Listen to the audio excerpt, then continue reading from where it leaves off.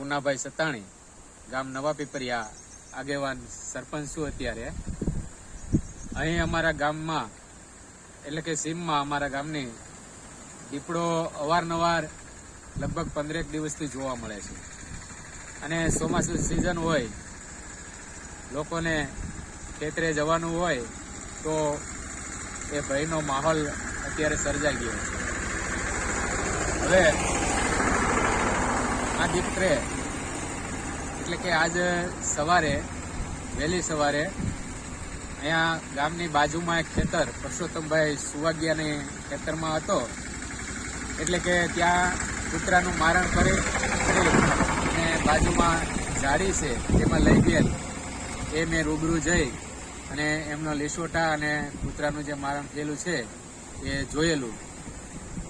તો આના માટે વન વિભાગ કંઈક કાર્યવાહી કરે અને ગામને આ દીપડાને પકડી અને એને પાંજરે પૂરે, જેથી ગામમાં શાંતિનું વાતાવરણ સર્જાય.